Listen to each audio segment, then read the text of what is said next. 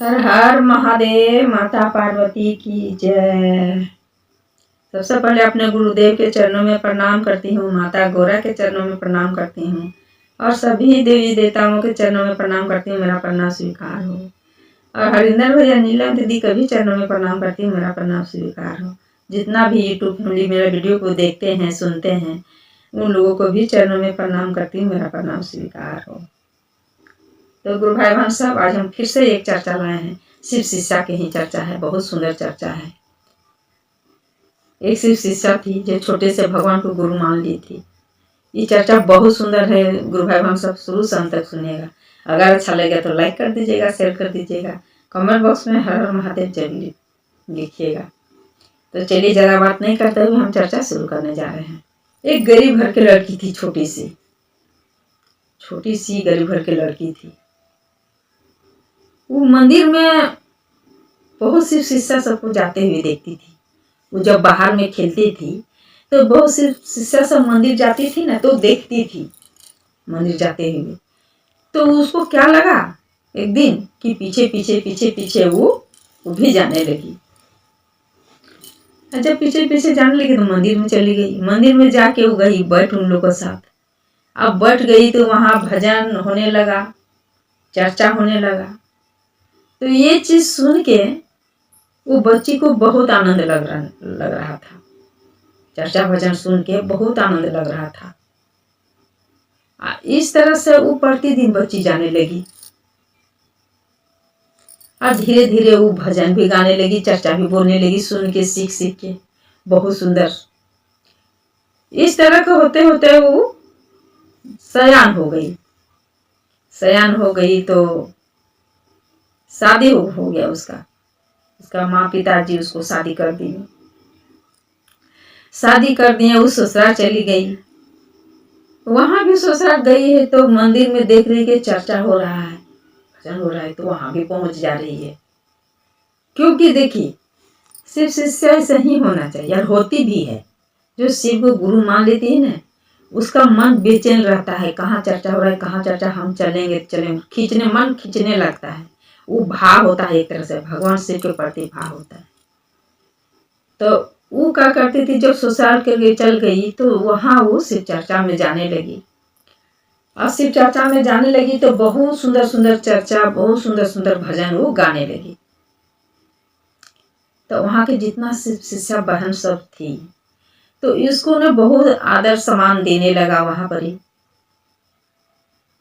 और अगर किसी दिन नहीं आ पाती थी तो उसको बुलाने लगती थी कि जाओ फलनिया दीदी को बुला के ले आओ, वो बहुत अच्छा अच्छा चर्चा सुनाएगी, बहुत अच्छा अच्छा भजन भी सुनाएगी। और उसको बुला बुला के सब शिष्या बहन सब उसको मंदिर ले आती थी। उसको भी आनंद लग रहा था। उसका पति जो थे ये चीज नहीं समझ रहे थे शिव शिष्या। उसका पति बोल रहे थे ये सब बिना मतलब को टाइम पास करती है, जाती है मौज मस्ती करने के लिए।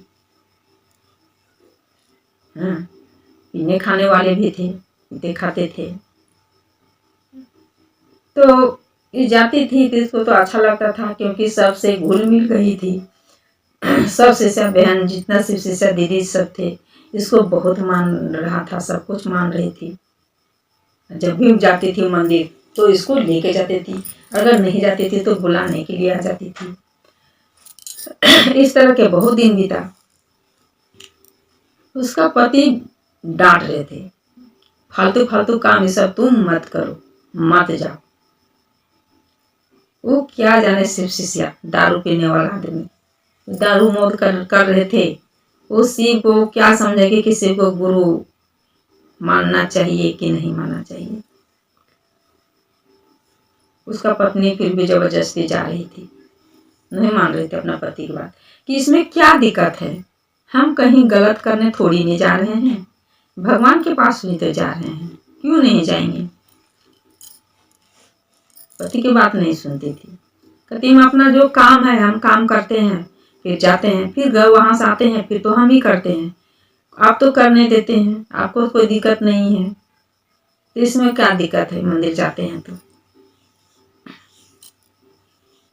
एक दिन पी के आए पूरा, पूरा डांट डपट करने लगे, फिर भी नहीं मानी, चल गई। तो उसका पति बोला ये बहुत शिव चर्चा हो गई है करने वाली, रुको हम इसको कैसे शिव चर्चा करने जा रही है, सब हम देखते हैं, रुक जा। और जाके ढेर सारा मछली उठा के ले आए, 5-10 केजी मछली ले आए उठा के। कहाँ मिला, दारू पी लिए और मछली भी ले आए उधर से कि आज हम इससे मछली बनवाएंगे, कैसे जाएगी शिव चर्चा करने के लिए, हम देखते हैं इसको। अब बेचारी दुविधा में पड़ गई कि इतना सारा मछली लाए हैं, अब इसको हम साफ करेंगे, इतना हम बनाएंगे तब तो हम शिव चर्चा में जाएंगे।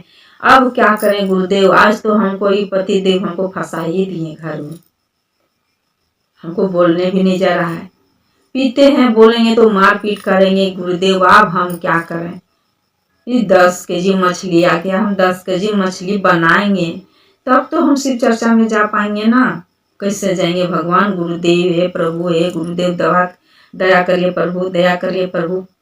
मन ही वो गुरुदेव से रटने लगी।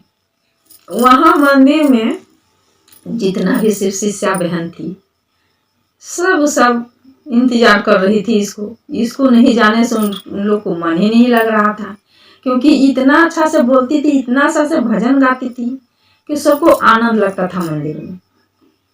तो सब इंतजार कर रही थी इसी को, कब वो आएगी और हम लोग चर्चा सुनेंगे। जब नहीं आई तो सब शिष्यागण उठ पट के आ गई, उसका घर आ गई कि क्या करे, चलो चलो। तो देखती है कि वहां मछली इतना सारा है कि जाएगी कैसे। अब सब शिष्या बहन जुट गई उसका घर में, कोई मसाला पीस रही है, कोई मछली धो रही है, कोई ताव रही है, कोई ये कर रही है, कोई वो कर रही है, और जल्दी मछली उछली बना उना के और रख दी। उसके बाद वो चर्चा में चली गई अपना शिष्या बहन लोग के साथ, सब आके मिलजुल के कर दी और उसको लेके मंदिर चला गई सब कि चलिए दीदी वहाँ आप चर्चा करते हैं, भजन तो बहुत अच्छा लगता है, मंदिर चलिए। लोग ले गए, वहाँ चर्चा भजन करने लगी। उसका पति जब देखते हैं कि आप चलते हैं, वो तो मानी नहीं, चल गई। आप तो क्या करें भाई, चलते हैं, पूरा पीले थे, तो चलते हैं, हम खाते हैं, मछली लाए हैं तो खाएंगे तो जरूर, बना के गई है, टाइम मिल गया उसको जाने के लिए, चल गई, तो चलते हैं खाते हैं। वहां जब देखते हैं ढक्कन खोल के तो वहां कीड़ा मटो फालतू फटिंगा उटिंगा सब पूरा कढ़ाई में भरल है,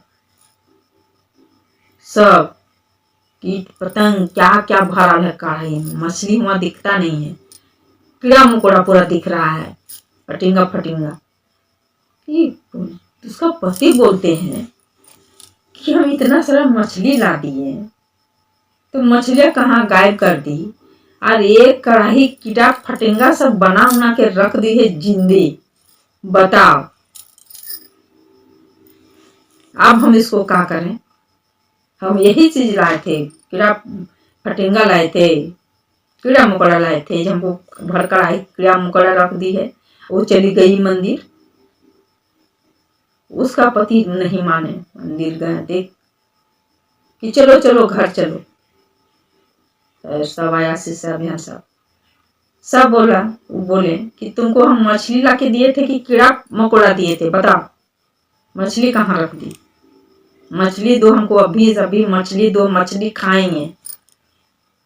उसका पत्नी बोले हाथ जोड़ के प्रभु आप जो लाए थे हम वही बना के दिए हैं स्वामी, वही बना के रख दिए कढ़ाई में, अब अच्छा से देखिए। तो वो जब देखते हैं तो कीड़ा मकोड़ा दिख रहा है, और वही जब उसका पत्नी खोल के देख रही है तो मछली दिख रहा है, खूब सुंदर एकदम लाल बना है, ताल उल के मछली।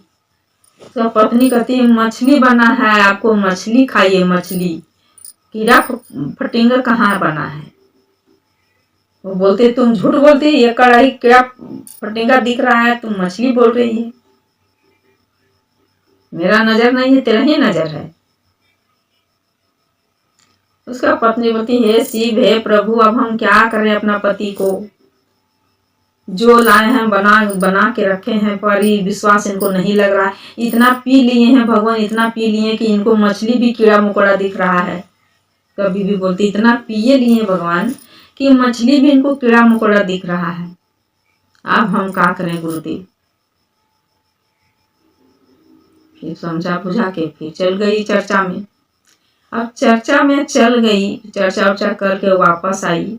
उसका पति तो पूरे गुस्से से फाड़ कि अब आज तुम आओ घर, बताएंगे तुमको, तुम हमको कीड़ा खिलाएगी, तुमको इतना समझ ली है, कीड़ा खिलाने वाली हो गई है, तुम मंदिर गई है।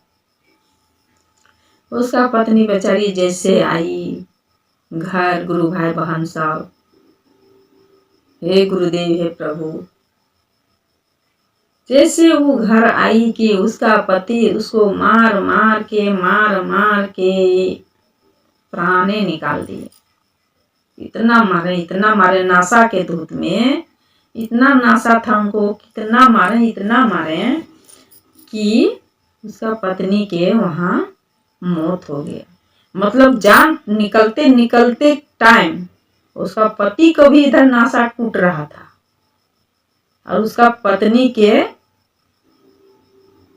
प्राण निकलने के टाइम, इसका पति के नासा टूटने के टाइम, उसका पत्नी जैसे बोली भगवान से, प्राण निकलते निकलते बोली कि हे शिव, अब मेरे गुरु हैं, हम आपकी शिष्या, मेरा साथ भी जो हुआ प्रभु, जो हुआ प्रभु, मेरा पति के साथ कभी होने मत दीजिएगा, मेरा पति को हमेशा दया करिएगा प्रभु, हमेशा दया करिएगा। इतना बोलते बोलते उसका पत्नी के प्राण निकल गया। जब उसका पत्नी के प्राण निकल गया और इसका धीरे धीरे नासा टूटा और सुनाई दिया कि मेरी पत्नी मेरे लिए दया मांग रही है। जब इतना उसका पति सुने, मरते मरते मेरा लिए भगवान शिव से दया मांगी, तब उसका पति को दिमाग घुमा है। उसका पति बोलने के लिए, हम इतना बुरे आदमी हैं, इतना बुरे आदमी भगवान, हम इतना बुरा आदमी कैसे हो सकते हैं। जो पत्नी मेरे लिए मरते मरते मेरे लिए भगवान से दया मांग रही है, मेरे पति को दया करेगा, वो पत्नी को हम मार मार के हम प्राण निकाल देंगे। वो पति अंदर अंदर से पूरा सोच सोच के रोने लगे, अपनी पत्नी के प्रति सोच सोच के वो रोने लगे। और जो ये सोच रहे थे, इसका आत्मा और उसका पत्नी जो मरी थी उसका आत्मा, दोनों के आत्मा बात हो रहा है। तब उसका पति बोलते हैं कि उठ उठ धानी आगे, अरे मुखवा से बोलना गे, उठ उठ धानी आगे, अरे मुखवा से बोलना गे, अरे हमरा के माफ करी, अरे देहु नागे, अरे हमरा के माफ करी, अरे देहु नागे, उठ उठ धानी आगे, माफ करी देहु नागे, और कुछ धनिया मुखवा से बोलना गे, आ कुछ धनिया मुखवा से बोलना गे। तब धनिया कहती है, अरे कैसे हमें उठवा है स्वामी, कैसे हमें बोला बोए, कैसे हमें उठवा है स्वामी, और कैसे हमें बोला बोए, और ओढ़ी ले लियो गुरु के चादरियाए, और ओढ़ी ले लिया गुरु चादरियाए। अरे कैसे हमें बोलबो हे स्वामी, कैसे हमें उठबो हे, कैसे हमें बोलबो हे स्वामी, कैसे हमें उठबो हे। ओढ़ी ले लियो गुरु के चादरियाए,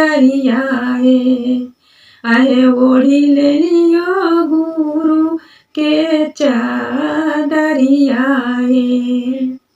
पत्नी भी ऐसे बोली पति से, दोनों के आत्मा में बोल रहा है। पति बोल रहे हैं उठो, जो भी गलती हुआ माफ कर दो, उठो कुछ बोलो। और पत्नी भी बोलती अब हम कैसे उठें, अब हम कैसे उठें, अब हम चादर ओढ़ चुके हैं, अब हम नहीं उठेंगे, ऐसे बोली। तब उसका पति भी सोचने लगे कि हम बहुत बुरे आदमी थे, हम बहुत बुरे आदमी थे। कुछ देर के बाद भगवान शिव अपने दूत को भेजे कि जाओ मेरी शिष्या है पड़ी हुई, उसका आत्मा ले आओ मेरे पास। और उसी क्षण यमराज का भी दूत सब पहुंचे वहां उसका आत्मा ले जाने के लिए। तो दोनों के बीच में झगड़ा हो रहा है। यमराज का दूत बोल रहे हैं कि हम ले जाएंगे, और शिव का दूत बोल रहे हैं कि हम ले जाएंगे। तो इन लोग के बीच में झगड़ा हुआ। शिव का दूत बोले कि नहीं, सो ये हमको भगवान भोलेनाथ बोले अब मेरे पास लाने के लिए। और शिव का दूत झगड़ा करके यमराज से झगड़ा करके उनको शिष्या के आत्मा शिव लोक ले गए। अब भगवान शिव बोले कि इसका ऐसा शिष्या का नरक में अब कभी नहीं जाने पड़ेगा। ये शिष्या मेरा ही पास रहेगी, अब ना ही ये पैदा लेगी ना ही ये मरेगी। इस शिष्या जो है मेरे दिल में रहेगी, मेरे सामने रहेगी। अब इसको हम नरक में कभी नहीं जाने देंगे। अब भगवान शिव अपने पास रखने लगे उसका आत्मा को। तो देखिए शिव शिष्या का महिमा। भगवान शिव इतना प्रेम से भगवान शिव को आत्मा भाव से मान रही थी कि अपने पास वो रख लिए और बोले कि आप तुमको धरती लोक में नहीं जाना है, तुम शिव लोक में ही रहो और अपने पास रखें। तो ये होता है भगवान शिव की कृपा और दया। और भगवान शिव की शिष्य जितना है, भगवान गुरुदेव अगर जो शिष्य आत्मा से जो भाव से मानती है उसका मोक्ष की प्राप्ति जरूर मिलता है।